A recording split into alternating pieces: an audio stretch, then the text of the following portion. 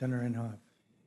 Thank you, Mr. Chairman. Mr. Curtin, you've had a lot of experience in the job that you're pursuing right now, and a good background in it, so I think that's going to be very helpful. And when you look at the defense cuts that we've sustained over a period of time, people in the real world, like Oklahoma, when you tell them that there was up through the 60s, we spent over 50% of all revenues coming in on defending America, and it's down to around 16% today.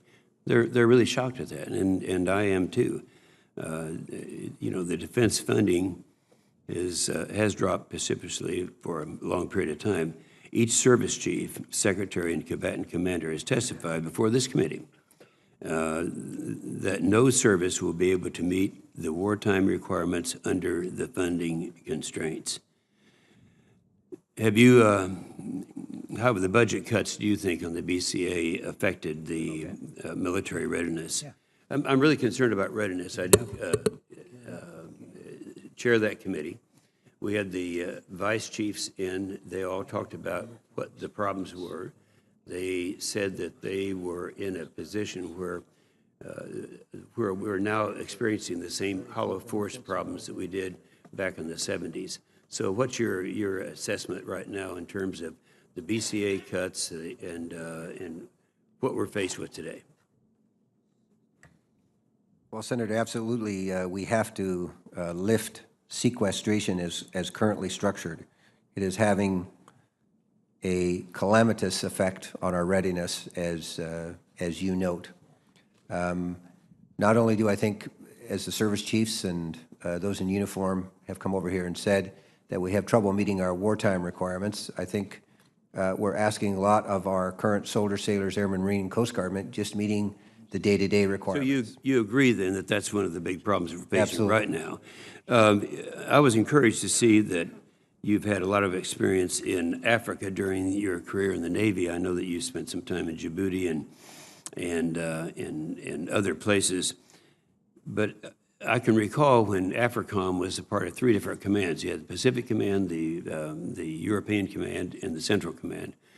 And it didn't have its own command. When AFRICOM came along, that was fine, that was good. I encouraged it and I rejoiced. But it didn't come along with any resources. They have to depend on other commands for their resources. And when finally the tragedy took place in Niger, I'm wondering if that's might improve that situation. A lot of people complained. They said, we were not aware that we had 6,000 troops in Africa. When you stop and think about it, 4,000 of those 6,000 were in Djibouti, and they have other missions there other than just Africa. Then we have 750 just supporting our embassies, so it's down to 1,300 troops, uniformed troops, which isn't really very much. So would you, in your experience, and particularly since you were in Djibouti also, address the personnel, the resource problem in AFRICOM? Well, Senator, as you note, it's a large continent, a large expanse, and the mission for the United States there is only growing. If confirmed, I do pledge to work with the PNR to look at those personnel requirements and make sure that we're meeting them. Yeah, well, I think we really need to have something, and I plan to encourage anyway to have a committee hearing just on that continent. Mr. McPherson, you made a statement in your advanced policy questions. You referenced the Army's, quote, military and civilian personnel policies as the most significant potential source for near-term legal issues. Now, I'm glad to have you talking about civilian personnel. I know in my state of Oklahoma, we have Tinker Air Force Base. It's almost entirely civilian personnel. We had the depot at McAllister, which is an Army depot. We only have one uniformed person there. All the rest are civilian personnel. And I am very much concerned about that and that people understand how significant that is. Can you elaborate a little bit, though, on the answer when you mentioned for near-term legal issues? We're not sure what you're talking about there. Would you kind of explain that? Yes, sir, Senator. And I share your concern with regard to our civilian workforce. I think oftentimes, especially the uniform side, they're neglected, they're taken for granted. Well, that's true. As a matter of fact, when our new president came along, he was talking about reducing without a recognition that they're performing a military function, even though they are civilians. So I appreciate that. And serving their country equally with their uniformed partners. Yeah.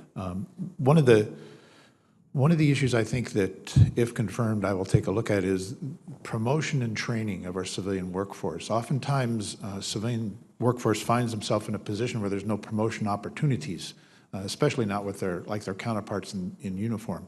The other one is training. We need to ensure that we train our civilian workforce just as much as we're training the uniform side to accomplish their job, and yet train them for the next job as well. That's good. I appreciate that very much. Thank you, Mr. Chairman.